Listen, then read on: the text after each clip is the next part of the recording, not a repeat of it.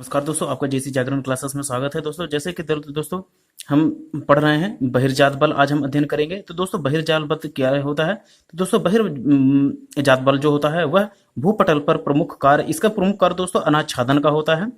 मतलब दोस्तों denudation, denudation मतलब क्या होता है दोस्तों कि किसी भी परत को, एक परत को दूसरे जगह पर ले जाना। तो वही चीजें होती हैं क्या दोस्तों, बहिर्जात बल कहलाती हैं। तो इसके अंतर्गत दो चीजें आती हैं दोस्तों। दो चीजें कौन कौन सी दोस्तों? एक होती है अपक्षय, एक होती है अपर्दन। क्या होती है दोस्तों? एक अपक्षय होती है, एक अपर्दन होती है। तो अपक्षय किसे कहते हैं दोस्तों और अपर्दन किसे कहते हैं? तो दोस्तों अपक्षय में दो पार्ट होते हैं दोस्तों। एक बार पढ़ देता हूं कि अपक्षय क्या कहलाता है दोस्तों। चट्टानों को अपने ही स्थान पर कमजोर होकर, क्या दोस्तों, चट्टानों का अपने ही स्थान पर कमजोर होकर टूटना अपक्षय कहलाता है। क्या दोस्तों? चट्टानों का अपने ही स्थान पर टूटना क्या कहलाता है? अपक्षय कहलाता है। एवं दोस्तों इसमें दो कारक कार्य करते हैं। इसमें एक भौतिक कारक कार्य करता है तथा एक दोस्तों रासायनिक कारक कार्य करते हैं। भौतिक में क्या होता है दोस्तों? ताप, दाब एवं गर्मी। ताप, दाब एवं गर्मी के कारण क्या होता है दोस्तों? वो कुछ समय के बाद अपने आप टूटने लगता है। ठीक है ना दोस्तों? क्या होता है दोस्तों? भौतिकी अपक्षयन के कारण क्या होता है दोस्तों? यह अपने आप ताप दाब के कारण अपने आप टूटने लगता है। एवं दोस्तों रासायनिक जब अपक्षय होता है तो उसमें क्या होता है दोस्तों? उसमें जैसे आप जानते हैं कि दोस्तों किसी भी पत्थर में सल्फर, कैल्शियम, लोहा, मैग्नीशियम और कई सारी चीजें पाई जाती हैं, जिसमें क्या होता है दोस्तों, कुछ समय के बाद उसमें रासायनिक परिवर्तन होना शुरू हो जाता है। और रासायनिक परिवर्तन होने के कारण क्या होता है दोस्तों? वह अपने आप में ही रासायनिक क्रिया करते हुए टूट जाता है। तो यही क्या कहलाता है दोस्तों? रासायनिक अपक्षय।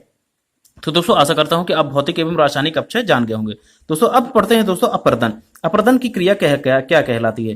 तो दोस्तों अपर्दन की क्रिया वह कहलाती है कि इसमें बहिर्जात बल तथा अंतर्जात बल दोनों कार्य करते हैं दोस्तों। इसमें इसके सम्मिलित रूप को ही लगभग लगभग अपर्दन कहा जाता है दोस्तों। तो इसमें क्या होता है दोस्तों कि जब मिट्टी मिट्टी या पत्थर, कंकड़ अपने एक स्थान से दूसरे स्थान पर वह हवा के द्वारा, नदियों के द्वारा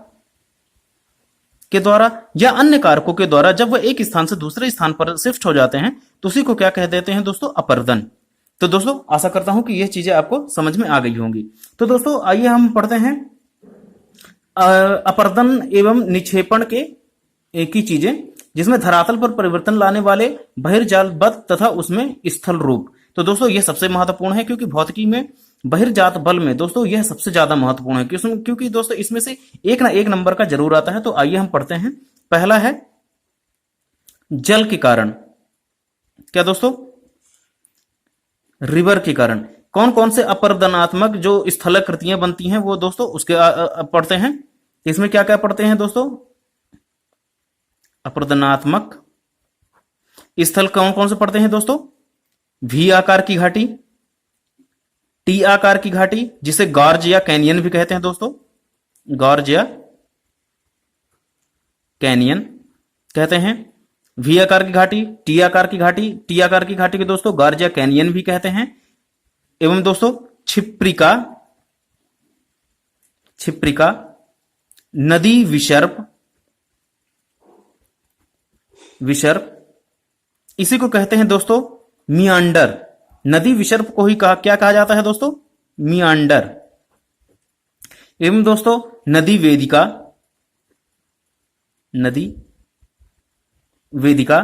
एवं समप्राय मैदान। क्या दोस्तों? समप्राय मैदान। तो दोस्तों समप्राय मैदान को एक और किस भाषा से जाना जाता है? मैंने आपको पिछले वाली वीडियो में जरूर बताया है। इसे कहते हैं दोस्तों पेनी प्लेन। क्या दोस्तों? पेनी प्लेन। तो दोस्तों यह है हमारे जल के द्वारा बनाई गई स्थलाकृतियां, अपर्दनात्मक स्थलाकृतियां, जिसमें क्या आता है दोस्तों? वी आकार की घाटी, टी आकार की घाटी दोस्तों, टी आकार की घाटी को दोस्तों गार्जिया कैनियन भी कहते हैं। छिप्रिका, नदी विसर्प, मियांडर इसी को कहते हैं।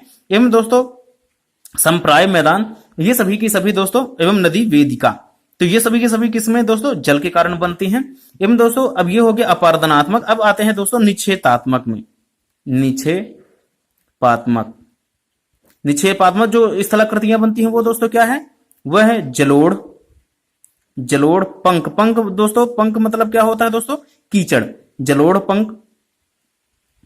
एवं दोस्तों बाढ़ के मैदान, मैदान व डेल्टा, डेल्टा किसके द्वारा बनता है दोस्तों? नदियों के निक्षेपात्मक के कारण डेल्टा का निर्माण होता है। एवं दोस्तों अपरदन के कारण क्या होता है? वी आकार की घाटी, टी आकार की घाटी, ये सभी चीजें बनती हैं। आइए दोस्तों अब दूसरा पढ़ते हैं हम, हिमानियों के द्वारा।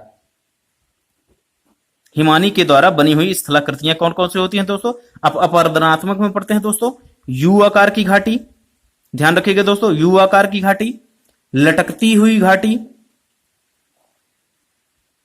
लटकती हुई घाटी, सर्क, ध्यान रखिएगा दोस्तों, सर्क, हॉर्न, हॉर्न, टॉर्न, एवं दोस्तों गिरि श्रृंग, क्या दोस्तों?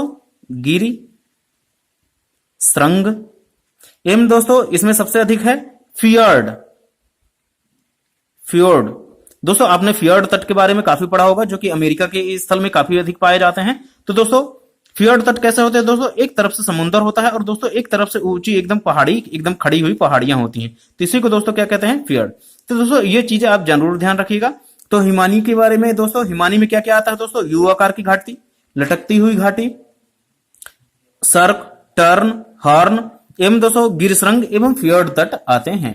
तो दोस्तों इन सभी चीजों को, एवं दोस्तों इसमें एक और है नुनाटक, जरूर ध्यान रखिएगा, नुनाटक। ये काफी, ये दोस्तों ये फियर्ड तट एवं नुनाटक जो है ये जरूर पूछे जाते हैं, तो आप इन सभी को जो ध्यान रखिएगा।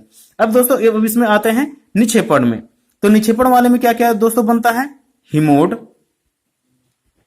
हिमोड बनता है, ड्रमलिन, एस्कर, एस्कर एवं हिमजल। दोस्तों ये चार चीजें बहुत ही महत्वपूर्ण है, हिमोड, ड्रमलिन, एस्कर एवं हिमजल। एवं दोस्तों इसमें अपरदनात्मक में यू आकार की घाटी, लटकती हुई घाटी, सर्क, हॉर्न, टर्न, गिरश्रृंग एवं फियोर्ड एवं नुनाटक आते हैं। तो दोस्तों आप इन सभी चीजों को जरूर ध्यान रखिएगा। दोस्तों अगर आप स्क्रीनशॉट लेना चाहते हो तो जरूर ले लें। आइए दोस्तों अब अगले तरफ बढ़ते हैं। हमारा दोस्तों कौन कौन सा हो गया? जल हो गया और एवं हिमानी हो गई। अब हम दोस्तों तीसरा पढ़ते हैं, पवन के द्वारा। क्या दोस्तों? पवन के द्वारा अपरदनात्मक। तो दोस्तों पवन के द्वारा कौन सी अपरदनात्मक स्थलाकृतियां बनती हैं? तो दोस्तों आइए पढ़ते हैं। दोस्तों पहला है इसमें इंजलबर्ग, कौन सा दोस्तों? इंजलबर्ग। दोस्तों क्या है? इंजलबर्ग। एवं दोस्तों दूसरा है हमारा पवन लूप, पवन लूप, छत्रक, इसे आप जरूर ध्यान रखिएगा, छत्रक एवं मशरूम रॉक। दोस्तों ध्यान रखिएगा, इंजलबर्ग, पवन लूप, छत्रक, मशरूम रॉक। एवं दोस्तों इसमें सबसे महत्वपूर्ण जो है वह दोस्तों है वह है यारडंग। क्या दोस्तों? यारडांग, यह सबसे महत्वपूर्ण है दोस्तों। मशरूम रॉक, छत्रक, यारडांग, पवन लूप, इंजलबर्ग। एवं दोस्तों अब हम आते हैं निक्षेपात्मक में। तो निक्षेपात्मक में क्या होता है दोस्तों? लूनेट, लूनेट या इसी को कहते हैं तारा स्तूप, तारा स्तूप भी कहा जाता है लूनेट को। एवं दोस्तों लोयस, लोयस के जो मैदान होते हैं दोस्तों वह पवनों के द्वारा तैयार किए गए होते हैं।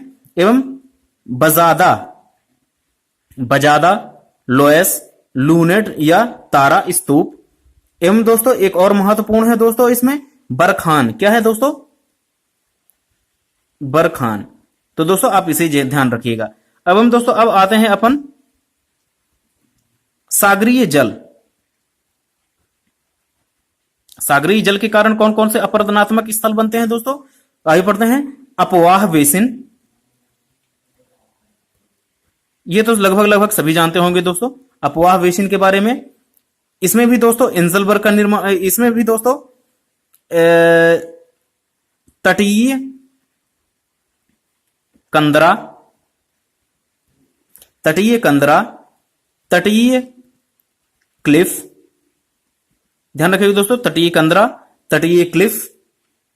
इनमें दोस्तों वात छिद्र। क्या दोस्तों? वात छिद्र, चिमनी सेल, चिमनी सेल, स्टैग, एवं निवेशिका महत्वपूर्ण है। तो दोस्तों आइए इसके बारे में और पढ़ते हैं। दोस्तों अपवाह बेसिन जो है यह लगभग लगभग दोनों में पाई जाती है, सागरीय जल में भी एवं पवनों में भी पाई जाती है। तो आप इसे ध्यान रखिएगा, इसमें अलग अलग अंतर है, थोड़ी माइनर सा अंतर है, लेकिन दोनों में ही है। तो दोस्तों सागरीय जल में है अपवाह बेसिन, तटीय कंदरा, तटीय क्लिफ, वात छिद्र, चिमनी सेल, स्टैग एवं निवेशिका। एवं दोस्तों अब हम आते हैं कुछ इसमें निक्षेपात्मक में भी हैं, तो ये ज्यादा महत्वपूर्ण नहीं है दोस्तों, लेकिन इसके बारे में फिर भी हम पढ़ लेते हैं। तो इसमें है दोस्तों सबसे महत्वपूर्ण टुम्बोलो, टुम्बोलो एवं दोस्तों रोधिका द्वीप, रोधिका द्वीप। इनमें दोस्तों ये दोनों काफी महत्वपूर्ण हैं दोस्तों, तो ये आप ध्यान रखिएगा। कौन सा दोस्तों? टुम्बोलो एवं रोधिका द्वीप। एवं दोस्तों अब हम आते हैं भूमिगत जल में, भूमिगत जल में। तो दोस्तों भूमिगत जल में जो होता है दोस्तों, उसमें होते हैं घोल रंध्र,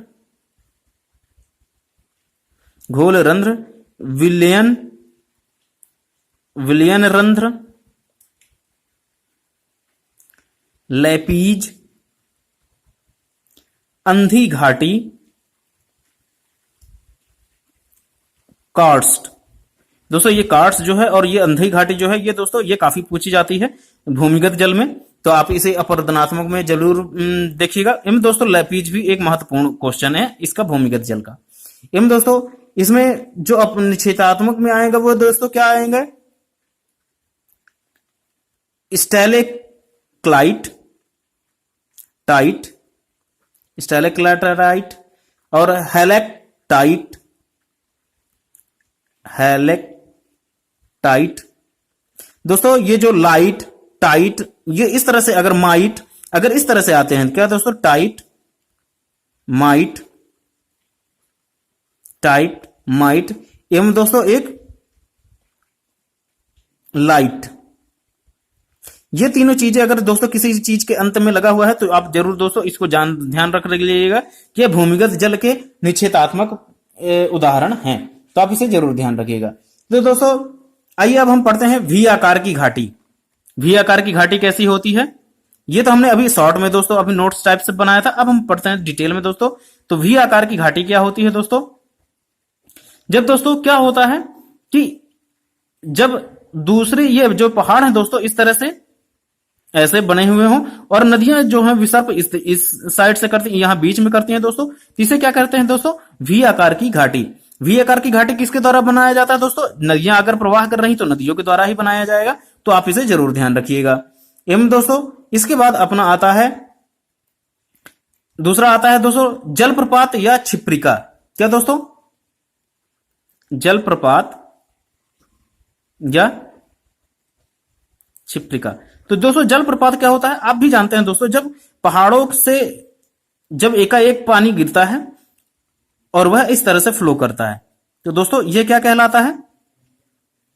जलप्रपात। और दोस्तों इसी को हम क्या कहते हैं? छिप्रिका भी कहते हैं। तो ये चीजें आप जलप्रपात या छिप्रिका, इसे आप जरूर ध्यान रखिएगा, यह इसका दूसरा नाम है।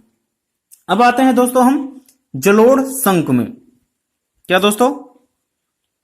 जलोढ़ शंकु। जलोढ़ शंकु क्या कहलाता है दोस्तों? जलोढ़ शंकु वो होता है दोस्तों जब नदियां जो होता है पर्वतीय भाग से चलकर समतल मैदान में प्रवेश करती हैं, तो चट्टानों के बड़े बड़े जो दोस्तों अवसाद हैं वो पीछे हट जाते हैं। जैसे क्या होता है दोस्तों, जब ऊपर से नीचे की साइड जब नदियां चलती हैं तो क्या होता है, जो यहाँ पे बड़े बड़े चट्टान होते हैं दोस्तों, यहाँ पे ये पीछे हट जाते हैं एवं यहाँ की जो मिट्टी होती है दोस्तों वह क्या होती है, वह आगे की ओर खिसक जाती है और ये संप्राय मैदान तैयार करती हैं। तो दोस्तों यही क्या कहलाता है, जो तो यहाँ पे जो बन जाता है दोस्तों, ये जो संप्राय मैदान है वही है जलोढ़ शंकु। इसके ऊंचे ऊंचे टीले बन जाते हैं दोस्तों, तो यही क्या कहलाते हैं? जलोढ़ शंकु। एवं दोस्तों अब अपना आते हैं जलोढ़ पंख में क्या अंतर है? जलोढ़ पंख। जलोढ़ पंख वे कहलाते हैं दोस्तों जब पर्वतीय भाग से निकलने वाली नदियां जो होती हैं वह दोस्तों अवसाद को अपने दूर दूर तक फैला ले जाती हैं। क्या दोस्तों? दूर दूर तक। इसमें टीले नहीं बनते दोस्तों। देखिए दोस्तों शंकु वाले में क्या होता है दोस्तों, शंकु से जैसा आपको निर्गित हो रहा होगा कि इसमें टीले का रूप धारण करेगा, और जो ये पंख है दोस्तों ये क्या होता है? समतल मैदान में फैल जाता है। इसी को हम क्या कहते हैं दोस्तों? जलोढ़ पंख। अब दोस्तों नदी विसर्प, नदी विसर्प क्या होता है? दोस्तों क्या होता है नदी विसर्प में? जब मैदानी भागों में नदियों की धारा जो होती है दोस्तों, जैसे नदी नदी ऐसे बह रही है दोस्तों, तो वो क्या होता है दोस्तों, कभी कभी क्या होता है, यहाँ पे थोड़ी सी अगर रुकावट आ जाती है तो ये तो हल्का दोस्तों अपना मार्ग जो है था होता है वह चेंज कर लेती हैं। लेकिन दोस्तों ये हमेशा नहीं होता है, लेकिन फिर ये कभी जब धारा अच्छी तेज हो जाती है तो फिर ये ऐसे ही अपने मूल रूप में चलने लगती हैं। तो दोस्तों क्या होता है, ये धीरे धीरे ये भाग जो होता है दोस्तों ये कट जाता है। क्या होता है दोस्तों, धीरे धीरे ये भाग कट जाता है और नदी अपने निर्गित दिशा में चलती रहती है, और यहाँ पे ये जो दोस्तों पानी भराव यहाँ पे हो जाता है। तो ये दोस्तों क्या कहलाता है, इसी से निर्माण होता है दोस्तों गोखुर झील का, गोखुर झील का। यही होता है दोस्तों नदी विसर्प। नदी विसर्प का मतलब क्या होता है दोस्तों, एक बार नदी अपने दाएं या बाएं ओर मुड़ जाती है, जिसके कारण क्या होता है दोस्तों, यहाँ पे पानी भराव हो जाता है, और पानी वही भराव होने के कारण क्या होता है दोस्तों, गोखुर झील का निर्माण होता है। तो दोस्तों गोखुर झील, हमारी सबसे अच्छी गोखुर झील कहाँ पे पाई जाती है दोस्तों, जम्मू कश्मीर में। तो इसे आप ध्यान रखिएगा। तो दोस्तों आइए अगले चीजें पढ़ते हैं। अब दोस्तों आइए पढ़ते हैं हम गोखुर झील। क्या दोस्तों, गोखुर झील। तो दोस्तों इसमें भी यही हाल होता है कि जब झील में जब क्या होता है दोस्तों कि पानी का भराव अत्यधिक हो जाता है।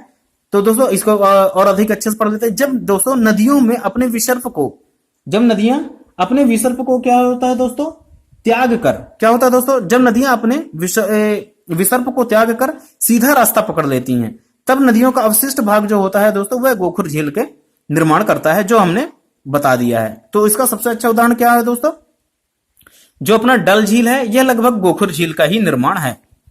तो दोस्तों ध्यान रखिएगा, डल झील, गोखुर झील ये कहलाएगा दोस्तों। अब हम पढ़ते हैं दोस्तों डेल्टा। क्या दोस्तों, डेल्टा। डेल्टा किस तरह होता है दोस्तों, जब क्या होता है दोस्तों, नदियां जब सागर से, महासागर या सागर से मिल रही होती हैं, तो क्या होता है कि यहां पे अपने द्वारा बहाए गए जो दोस्तों मिट्टियां होती हैं, इसको यह यहाँ पे जमा कर दी जाती हैं। इसके कारण क्या होता है दोस्तों कि इनका बहाव जो होता है वो बहुत ही कम हो जाता है, जिसके कारण ये फिंगर्स के रूप में ये दोस्तों इधर साइड से ये ऐसी डिवाइड हो जाती हैं, और इस तरह से जाके ये महासागरों में मिलते हैं। तो यही जो ये दोस्तों त्रिभुजा आकार की जो हमें आकृति प्राप्त होती है, वही कहलाता है दोस्तों डेल्टा। क्या दोस्तों, यही कहलाता है हमारा डेल्टा। तो दोस्तों आप इसे ध्यान रखिएगा। अब दोस्तों हम पढ़ते हैं भूमिगत जल के बारे में। तो दोस्तों आइए पढ़ते हैं। तो दोस्तों इन्हें कार्ट्स की स्थलाकृतियां भी कहते हैं दोस्तों। क्या होता है दोस्तों, जब धरातल के नीचे जो चट्टानें होती हैं, उनके छिद्रों एवं दरारों में स्थित जो जल होता है दोस्तों, वही भूमिगत जल कहलाता है। क्या दोस्तों, जैसे पृथ्वी के अंदर जो दोस्तों चट्टानें जो होती हैं, एवं दोस्तों क्या होता है उनमें छिद्र होते हैं एवं दरारें होती हैं, तो उनमें क्या होता है दोस्तों पानी का भराव होता है, जिसे हम ट्यूब पंप नलों के द्वारा निकालते हैं दोस्तों। तो यही जो जल कहलाते हैं वही दोस्तों क्या कहलाता है, भूमिगत जल। और इसी से बनी हुई स्थलाकृति, जब हम इसको पानी को निकाल लेते हैं दोस्तों, तो इससे जो स्थलाकृतियां बनती हैं दोस्तों, वह क्या कहलाती हैं, कार्ट्स। कार्ट्स स्थलाकृतियां कहलाती हैं। आशा करता हूं कि दोस्तों ये चीजें आपको ध्यान में आ गई होंगी। अब दोस्तों इसमें को प्रभावी करने वाले कुछ शर्तें भी हैं, जिसमें क्या होता है दोस्तों, चूना पत्थर या डोलोमाइट की चट्टानें जो होती हैं दोस्तों, इन सभी चीजों को प्रभावित करती हैं। एवं दोस्तों इसमें पर्याप्त स्थलाकृति उच्चावच भी बनते हैं।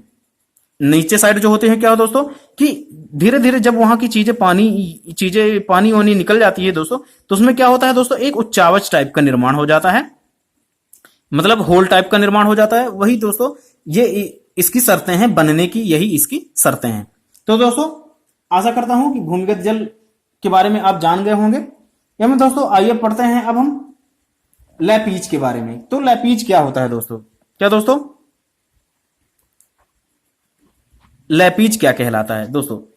दोस्तों क्या होता है, जब घुलनशील जो क्रिया होती है उसके फलस्वरूप ऊपरी सतह जो होती है दोस्तों, वह ऊपरी सतह जो दोस्तों होते हैं वह उबड़ खाबड़ हो जाती है या पतली सिरकाओं वाली हो जाती हैं। इसी को क्या कहते हैं दोस्तों, क्लिंट या लैपीज। इसको क्लिंट भी कहते हैं दोस्तों। मानते हैं दोस्तों जैसे ये हमारी भूभाग है, और यहां से पानी का जो स्रोत है दोस्तों यहां पे है, ये है। तो दोस्तों इसके कारण क्या होता है कि जब यहां से पानी पूरा निकल जाता है तो दोस्तों यहां पे स्थलाकृतियां बन जाती हैं लंबी लंबी। तो यही क्या कहलाता है दोस्तों, कंदरा इसे कहते हैं। क्या दोस्तों कहते हैं, कंदरा। और यही क्या होता है दोस्तों, लैपीज कहलाता है। क्या दोस्तों, यही जो स्थलाकृतियां बनती हैं जब पानी पूरा निकल जाता है तो दोस्तों इसमें चट्टाने जो होती हैं, काफी खड़ी खड़ी चट्टाने जो होती हैं, इनके बीच में काफी जगह होती है। यही स्थलाकृति क्या कहलाती है दोस्तों, लैपीज या क्लिट कहलाती है। आशा करता हूं दोस्तों आपको समझ में आ गया होगा। अब हम पढ़ते हैं दोस्तों अंधी घाटी, अंधी घाटी के बारे में।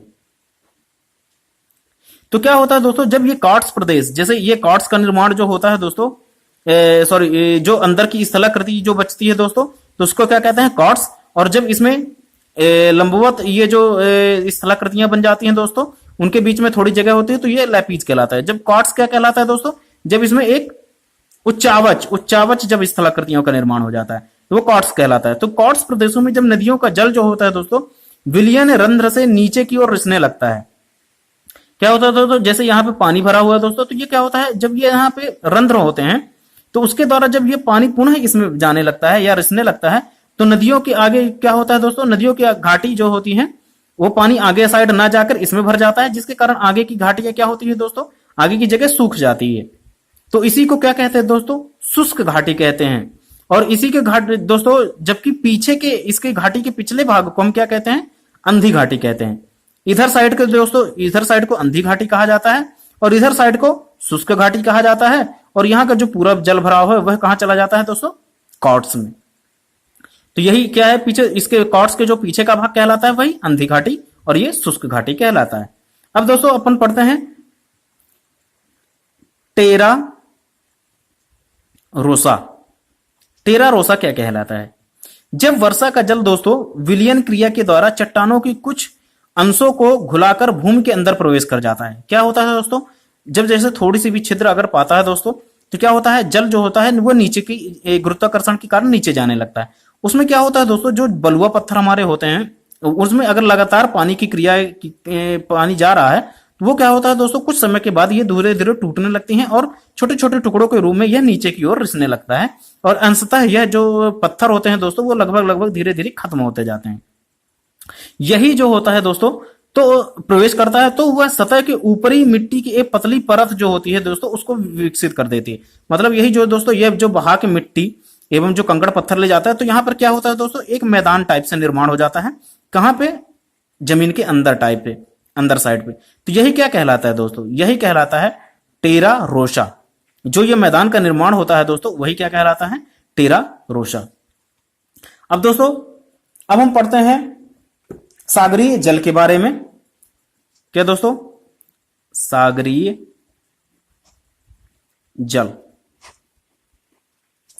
अब दोस्तों सागरीय जल में क्या क्या होता है, तो दोस्तों सबसे पहले हम पढ़ते हैं तटीय कंदरा। तटीय कंदरा, तटीय कंदरा में क्या होता है दोस्तों, जो तटीय के जो चट्टानें होती हैं दोस्तों, तटीय चट्टानों के जो होती हैं वो विभिन्न भागों में जहां संधियां, भ्रंश एवं कमजोर संरचनाएं मिलती हैं दोस्तों, तो वहां पे क्या होता है, सागरीय तरंगे तेजी से अपर्दन करती हैं।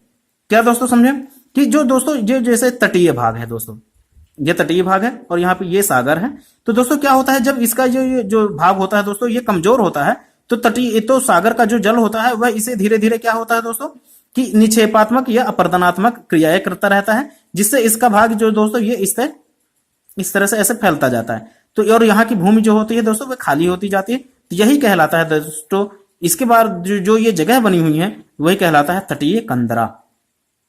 आशा करता हूं ये चीज आपको समझ में आ गई होंगी। एवं दोस्तों अब पढ़ते हैं हम अपन स्टैग। स्टैग क्या कहलाता है, जब कंदराओं से दोस्तों, यही जो कंदरा निर्माण होते हैं, कंदराओं से मिलने के से बने जो दोस्तों प्राकृतिक स्थल होते हैं, जो प्राकृतिक स्थल होते हैं वो अस्थायी होते हैं, जो कि धीरे धीरे ध्वस्त होती रहती हैं। और इनसे क्या होता है दोस्तों, जो यहाँ की जो चट्टानें होती हैं दोस्तों वह लगभग स्तंभ के समान शेष रह जाती हैं। क्या होता है दोस्तों, जब यहाँ की पूरी मिट्टी निकल जाती है तो यहाँ पे बड़े बड़े चट्टानी जो टुकड़े होते हैं ये स्तंभ के रूप में दिखने लगते हैं। यही क्या कहलाते हैं दोस्तों, यही सामूहिक रूप से स्टैग कहलाते हैं। क्या दोस्तों, स्टैग। और दोस्तों तटीय कंदरा क्या कहलाता है कि जब क्या होता है दोस्तों कि जैसे ये है, यहाँ पे पानी भरा हुआ है, तो दोस्तों क्या होता है धीरे धीरे यहाँ की जो भूमि है वह, ये हमारी भूप्रपटी होगी, यहाँ की भूमि जो होती है दोस्तों सागरीय जल क्या करता है धीरे धीरे इन्हें निकालता रहता है। तो यहीं पे जो होल टाइप से जो बन जाता है दोस्तों वही क्या कहलाता है हमारा तटीय कंदरा। एवं स्टैक क्या कहलाता है दोस्तों, अगर यहाँ पे जो पत्थर पाए जाते हैं वह समूह के रूप में अगर जो हो जाते हैं और यहाँ की जो मिट्टियां हट जाती हैं तो वही ये जो दिखने लगते हैं दोस्तों यही क्या कहलाते हैं स्टैक। पत्थरों को ही कुल मिला के हम दोस्तों क्या कहते हैं स्टैक। अब हम दोस्तों पढ़ते हैं पुलिन। पुलिन पुलिन क्या होता है दोस्तों, अब तटीय भागों में क्या होता है दोस्तों, भाटा एवं ज्वार के कारण जो तट स्तर हैं उन तट रेखाओं से क्या होता है दोस्तों, जो बालू बजरी और जो गोलाश्म आदि पदार्थ जो होते हैं वह क्या होते हैं एक जगह पर जमा हो जाते हैं। क्या होता है दोस्तों, जैसे ये जो जल जो है दोस्तों ये क्या करता है यहाँ के भूभाग को तो निकाल लेता है, मिट्टियों को निकाल लेता है, लेकिन ये कहीं ना कहीं जाकर एक जगह पे इनको कहीं पे इकट्ठा भी करता रहता है दोस्तों। तो यही जो इकट्ठा किया हुआ भाग रहता है दोस्तों वही कहलाता है पुलीन। पुलीन कहलाता है। वही जो स्थलाकृति का निर्माण होता है दोस्तों वही क्या कहलाता है दोस्तों, पुलीन। तो आशा करता हूं दोस्तों यह आपको समझ में आ गया होगा। अब दोस्तों चलते हैं तट रेखा में। किसमें दोस्तों, यहां पे दोस्तों पढ़ते हैं, ये इसी का भाग है दोस्तों तट रेखा। अब तट रेखा में कौन कौन से आते हैं दोस्तों, पहला है फियर्ड तट। अब फियर्ड तट क्या कहलाता है दोस्तों, क्या होता है दोस्तों, जब किसी हिमानीकृत उच्च भूभाग के सागरीय जल के नीचे अंशतः धंस जाने से फियर्ड तट का निर्माण होता है दोस्तों। क्या होता है दोस्तों, जब किसी हिमानीकृत उच्च भूभाग के सागरीय जल में क्या होता है दोस्तों, जब जैसे हिमानी आपने देखा होगा दोस्तों जहां पे हिम जमी रहती है वह उसका कुछ भाग क्या होता है दोस्तों, जब ये टूट कर समुद्र में समाहित हो जाता है, समुद्र में समाहित हो जाता है या समुद्र का जल स्तर जब भर जाता है, बड़ा हो जाता है, बढ़ जाता है, तो इससे क्या होता है दोस्तों, ये जो तट है अपना वह समुद्री भूभाग में डूब जाता है। और यही समुद्री भाग के डूबे हुए भाग को क्या कहते हैं दोस्तों, हिमानी के डूबे हुए भाग को फियर्ड तट कहते हैं। क्या कहते हैं दोस्तों, इसी को हम फियर्ड तट कहते हैं। तो आप इस चीज को जरूर ध्यान रखिएगा दोस्तों। आशा करता हूं कि ये चीजें आपको समझ में आ गई होंगी। एवं दोस्तों अब मैं चलता हूं आपका रिया तट में। किसमें दोस्तों, अब दोस्तों क्या होता है, रिया तट क्या कहलाता है। रिया तट दोस्तों जब नदियों के द्वारा, क्या दोस्तों, नदियों के द्वारा जब मृदा का अपरदन किया जाता है, अपरदन किया जाता है दोस्तों, तो उससे क्या होती है दोस्तों कि उच्च जो भूभाग होता है दोस्तों, जो उच्च भूभाग होता है वह क्या होता है नीचे धंसता हुआ चला जाता है। धीरे धीरे मिट्टी जब यहाँ की निकलती जाएगी दोस्तों तो यहाँ पे क्या हो जाता है, ये चीजें धंसती हुई चली जाती हैं। इसी के कारण क्या होता है दोस्तों, वी आकार की घाटी का भी निर्माण होता है। इसी को हम क्या कहते हैं दोस्तों, और इसी के कारण क्या होता है दोस्तों, रिया तट का निर्माण होता है। जब ये इसी चीज को जब बहाकर ले जाया जाता है तो क्या होता है दोस्तों, ये कहीं ना कहीं जाके जम जाती है। तो यही इसी के कारण जो तट का निर्माण होता है वही क्या कहलाता है दोस्तों, रिया तट कहलाता है। तो आशा करता हूं दोस्तों आपको यह चीजें समझ में आ गई होंगी। एवं दोस्तों हैफा तट क्या कहलाता है। हैफा तट जो नदियों के जो नदियां रहती हैं दोस्तों या फिर महासागर सागर जो होते हैं वो क्या करते हैं दोस्तों कि जब यहाँ की मिट्टी छोटे छोटे भूभाग जो यहाँ पे पाए जाते हैं उनकी मिट्टियां तो निकाल लेती हैं, लेकिन दोस्तों ये जो खड़ी चट्टानें रहती हैं उनके पानी को ये निक्षेपात्मक, ये जो उनके चट्टानों का निक्षेपात्मक नहीं कर पाती। इसके कारण क्या होता है दोस्तों, एक लंबी श्रृंखला सी बन जाती है चट्टानों की, ऊंची ऊंची लंबी चट्टानों की श्रृंखलाएं बन जाती हैं। इसी को कहते हैं दोस्तों हैफा तट। दोस्तों आशा करता हूं कि आपको ये चीजें समझ में आ गई होंगी। अब चलते हैं दोस्तों, एक बार और बता दूं दोस्तों कि क्या होता है जब सागरीय तटीय भाग में किसी निम्न भूभाग के डूब जाने से निर्मित तट जो होता है दोस्तों वह निमग्न निम्न तट कहलाता है। यह कटाफटा नहीं होता है दोस्तों, हैफा तट जो होता है यह कटाफटा नहीं होता है।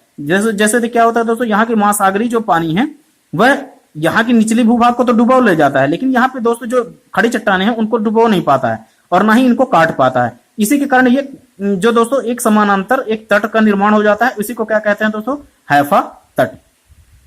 अब आते हैं दोस्तों डॉल्मेशियन तट। क्या दोस्तों, डॉल्मेशियन तट। दोस्तों डॉल्मेशियन तट क्या कहलाता है? जब समानांतर पर्वतीय कटकों वाले तटों के धंसाव से, दोस्तों क्या होता है, जब समानांतर पर्वतीय जो कटक होते हैं, जैसे दोस्तों ये पर्वत हैं, इनका जो तट रहता है दोस्तों, इनका जो ये तट है, नीचे का जो भूभाग है, उसके क्या हो जाता है दोस्तों, जब ऊपर से नदियां विसर्प करती हैं या चलती हैं, तो क्या होता है, यहाँ के जो भूभाग है उसको दोस्तों काटती हुई चलती हैं, जिससे इनका जो तट होता है दोस्तों धीरे धीरे धंसता चला जाता है। और यही जो तट का निर्माण होता है दोस्तों, यही जो तट रहता है वही क्या कहलाता है?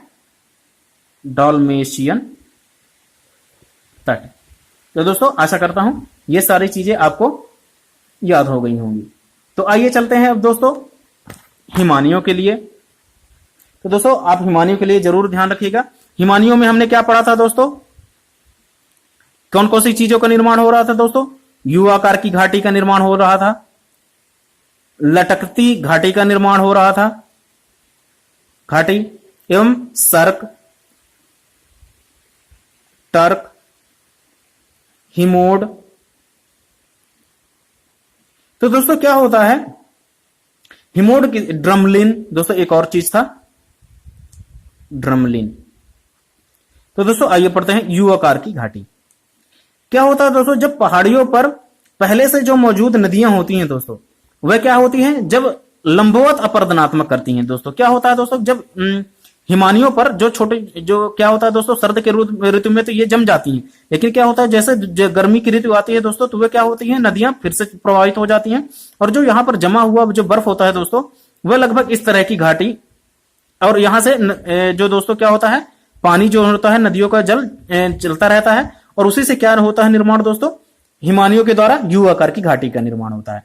और नदियों के द्वारा किसका होता था दोस्तों? वी आकार की घाटी एवं टी आकार की घाटी का निर्माण होता था। तो आप इसे ध्यान रखिएगा। लटकती हुई घाटी किसे कहते हैं दोस्तों?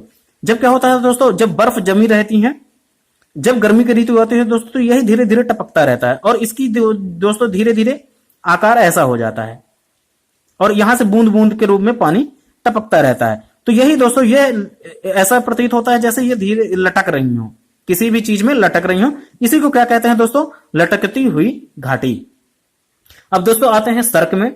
जब किसी पर्वतीय भाग में हिमानियां जो होती हैं दोस्तों हट जाती हैं, क्या होता है दोस्तों, जब पर्वतीय भागों से हिमानियां जो होती हैं जब हट जाती हैं, तो एक प्लेन मैदान टाइप से दिखाई पड़ता है। इसी को क्या कहते हैं दोस्तों? सर्क। इसी को कहते हैं अपन सर्क। अब दोस्तों टर्क या हॉर्न, हॉर्न किसे कहते हैं दोस्तों? हॉर्न के बारे में पढ़ लें। तो दोस्तों जब किसी भी पर्वतीय भाग पर चारों ओर से सर्क बनने लगते हैं, या कहते हैं दोस्तों निकोला शीर्ष बनने लगता है। जैसे क्या होता है दोस्तों, जैसे यहां पे जल भरा हुआ है, और इसके चारों ओर की जो घाटियां हैं दोस्तों, वह इस तरह से दिखाई दें, एकदम सुई के आकार की, और ये चारों तरफ से इसे घेरे हुए हों। तो ये दोस्तों क्या कहलाता है? ये जो दृश्य दिखाई देता है वह हॉर्न का दृश्य होता है। क्या होता है दोस्तों? हॉर्न कहलाता है। एवं अब क्या दोस्तों, एक और दोस्तों पढ़ लेते हैं नू नाटक। नू नाटक क्या कहलाता है? जब किसी पर्वतीय भाग में दोस्तों हिमाच्छादन के बावजूद चट्टानों की निकले हुए जो ऊंचे ऊंचे टीले जो दिखाई देते हैं, वो क्या कहलाते हैं? नू नाटक कहलाते हैं। जब कभी दोस्तों हिमाच्छादन होता है, हिमाच्छादन के कारण जब हमें ऐसी घाटियां, जो चोटी घाटियां जो ऐसी दिखने लगती हैं, वह क्या कहलाती हैं? उसी को हम कहते हैं दोस्तों नू नाटक। हिमाच्छादन के कारण जब पर्वतीय घाटियां जो होती दोस्तों, ये कैसे दिखने लगती हैं? नुकीली दिखाई देने लगती हैं, उसी को हम कहते हैं दोस्तों नू नाटक। अब हम दोस्तों आते हैं हिमोड में। हिमोड क्या कहलाती हैं दोस्तों? हिमानियों द्वारा अपरदित व अपवाहित पदार्थों का जब निक्षेप हिमोड कहलाता है। क्या होता है दोस्तों कि जब हिमानियों के द्वारा जब मैदानों से मिट्टी कंकड़ पत्थर को बहाकर एक जगह पर इकट्ठा कर दिया जाता है, एक जगह पर इकट्ठा कर दिया जाता है, यही क्या कहलाता है दोस्तों? हिमोड का निर्माण करता है। एवं ड्रमलिंग क्या कहलाता है दोस्तों? जब हिमानियों के तलस्थ हिमोड का, जब क्या होता है दोस्तों, हिमानियों के तलस्थ हिमोड का थोड़ी थोड़ी समय पर गुंबदाकार टीले के रूप में जमा हो जाता है। क्या होता है दोस्तों? जब ये हिमानियां होती हैं जो कि वह धीरे धीरे क्या होता है दोस्तों, इनका आकार जब ये गुंबदा आकार का हो जाता है, ऐसे गुंबदा आकार का हो जाता है, इसी को कहते हैं हम दोस्तों ड्रमलिन। दोस्तों आशा करता हूं कि ये चीजें आपको समझ में आ गई होंगी दोस्तों। अगर आपको समझ में नहीं आती हैं दोस्तों, तो एक बार इसको और वीडियो को आप रिपीट कर लीजिएगा, इससे आपको ये सब चीजें समझ में आ जाएंगी। तो दोस्तों अब आइए हम चलते हैं पवन के द्वारा निर्मित स्थलाकृतियां। तो दोस्तों इसमें पवन के द्वारा निर्मित स्थलाकृतियों में क्या होता है दोस्तों, सबसे पहले हम छत्रक सेल के बारे में पढ़ते हैं। छत्रक सेल को ही दोस्तों हम क्या कहते हैं, गारा। क्या कहते हैं दोस्तों, गारा कहते हैं। जब क्या होता है दोस्तों कि जब पवन के द्वारा जब रेगिस्तान से मिट्टी या फिर छोटे छोटे बालू के पत्थर जब कंकड़ जो हट जाते हैं, तो वो लगभग कुकुरमुत्ते के जैसे दिखाई देने लगते हैं। इस तरह की स्थलाकृतियां का निर्माण हो जाता है दोस्तों। तो वो क्या कहलाता है दोस्तों, ये एक तरह से छत्रक या छत्रक के जैसे दिखाई देने लगती हैं, कुकुरमुत्ते के टाइप से दिखाई देने लगती हैं। इसी को हम कहते हैं दोस्तों छत्रक सेल। क्या कह लेते हैं दोस्तों, छत्रक सेल कहते हैं। अब दोस्तों आइए पढ़ते हैं। अब आशा करता हूं दोस्तों कि इतनी चीजें तो आपको जरूर समझ में आ गई होंगी। अब दोस्तों इसका सबसे महत्वपूर्ण दोस्तों एक और है, 2-3 है दोस्तों। इसमें पहला छत्रक सेल हो गया हो, जो कि कुकुरमुत्ते के आकार की दिखाई देने लगती हैं हवा के बहाव के कारण। एवं दोस्तों अब आते हैं अपन दोस्तों यारडांग। यारडंग किसे कहते हैं, जब क्या होता है दोस्तों, कड़ी या मुलायम चट्टानों की जब परतें होती हैं दोस्तों, जब पवन की प्रवाह की दिशा में होती हैं, तो उसमें क्या होता है दोस्तों कि ये कड़ी चट्टानों की अपेक्षा जो मुलायम चट्टानें होती हैं वे अधिक कटने लगती हैं। और यहां पर क्या होता है दोस्तों, नाली नुमा गड्ढे का निर्माण हो जाता है। क्या होता है दोस्तों, जब हवाएं ऐसे चलती हैं तो यहाँ पे जैसे दोस्तों कड़ी चट्टाने हैं और यहाँ पे मुलायम चट्टाने हैं, तो दोस्तों क्या होता है, कड़ी चट्टाने तो नहीं उड़ पाती उतनी, लेकिन मुलायम चट्टाने क्या होती है दोस्तों, वे निकल जाती हैं। एक परत इनकी क्या होती है दोस्तों, धीरे धीरे निकल जाती है। और यहाँ पे धीरे धीरे क्या होता है दोस्तों, नाली का निर्माण हो जाता है, मुलायम चट्टाने जहां पे रहती हैं। तो यही क्या कहलाता है दोस्तों, यही स्थलाकृति कहलाती है यारडंग। क्या दोस्तों, यारडंग। अब अपन आते हैं दोस्तों इंजलबर्ग या गुंबदाकार टीला। क्या दोस्तों, तीसरा है इंजलबर्ग या गुंबदाकार टीला क्या कहलाता है।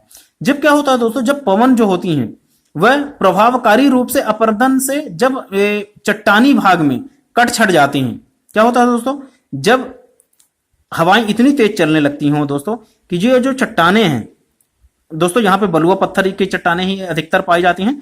तो क्या होता है दोस्तों कि इतनी तेज जब हवाएं चलती हैं कि ये जो होती हैं दोस्तों, पत्थर को भी धीरे धीरे क्या होती है दोस्तों, काट कर समतल बना देती हैं। क्या दोस्तों, पत्थर को भी काटकर जब समतल बना देती हैं, तो दोस्तों ये इस तरह से दिखाई देने लगता है। तो ये हमारा क्या हो जाएगा दोस्तों, लगभग ये हम कहलाएंगे, इसे कहेंगे इंजलबर्ग या गुंबदाकार टीला। तो आशा करता हूं दोस्तों इसे आपको समझ में आ गया होगा। एवं दोस्तों इसमें एक और चीज आता है ज्यूगेन। दोस्तों जब क्या होता है कि जब कड़ी चट्टाने एवं मुलायम चट्टाने, जैसे यहाँ पे कड़ी चट्टाने हैं दोस्तों, फिर उसके बाद ये मुलायम चट्टाने हैं, फिर ये कड़ी चट्टाने हैं। तो दोस्तों क्या होता है, कुछ समय बाद, ये इसका बेस हो गया, तो कुछ समय बाद क्या होता है दोस्तों कि यहां से यहां की जो मिट्टियां होती है दोस्तों, ये उड़ जाती हैं, ये हट जाती हैं और ये खाली केवल इस तरह से दिखाई देने लगती हैं दोस्तों। और यहां पे क्या होता है दोस्तों, यहां पे खाली जगह हो जाती है, तो ये इस तरह से दिखाई देने लगती हैं। और यही स्थलाकृति जो कहलाती है वह क्या कहलाती है, ज्यूगेन की स्थिति कहलाती है। ठीक है ना दोस्तों, इसे आप ध्यान रखिएगा। इंजलबर्ग गुंबदाकार में क्या होता है दोस्तों, ये इस तरह की घाटियां दिखाई देने लगती है। यारडंग में क्या होता है दोस्तों कि जब पवनों की द्वारा मुलायम मिट्टी जब बह जाती है या उड़ जाती है, उसके कारण क्या होता है दोस्तों, नालियों का निर्माण हो जाता है, उसे कहते हैं यारडंग। और छत्रक सेल किसे कहते हैं दोस्तों, जब वहां की जो चट्टाने होंगी या फिर क्या है दोस्तों कि वहां की जो मिट्टी होगी, तो उसका आकार जो है दोस्तों, वह जो चीजें उड़ जाती हैं और जो बचा हुआ भाग है वह छत्रक की तरह दिखाई देने लगता हो, तो वह छत्रक सेल या गारा कहलाता है। तो दोस्तों आशा करता हूं कि ये चीजें आपको समझ में आ गई होंगी। एवं दोस्तों एक और है दोस्तों लोएस के मैदान आपने जरूर पढ़े होंगे दोस्तों। तो लोएस का निर्माण कैसे होता है, जब मरुस्थलीय क्षेत्रों में दोस्तों पवनों के द्वारा जब उड़ाकर लाए गए जो महीन बालू होते हैं दोस्तों, वह क्या करते हैं कि एक मैदान का निर्माण कर देते हैं। क्या होता है दोस्तों, जब दूसरी जगह से जब कंकड़ बालू पत्थर मिट्टी को पवन के द्वारा लाकर एक जगह पर इकट्ठा रख दिया जाता है, या फिर इसके द्वारा एक लगभग एक मैदान का निर्माण कर दिया जाता है दूसरे जगह से लाए हुए मिट्टी पत्थर कंकड़ों से, तो उस मैदान को क्या कहते हैं दोस्तों? हम लोएस कहते हैं, या फिर लोएस का मैदान हम इसे कहते हैं। तो दोस्तों आशा करता हूं ये चीजें आपको समझ में आ गई होंगी। तो दोस्तों आज का पार्ट यहीं तक। आशा करता हूं कि आपको ये चीजें समझ में आई होंगी। अगर आपको समझ में नहीं आती हैं दोस्तों, तो आप इस वीडियो को 2-3 बार रिपीट कर लीजिएगा, इससे आपको जरूर समझ में आ जाएगा। तो दोस्तों इसी के साथ मैं विदा लेता हूं। जय हिंद, जय भारत।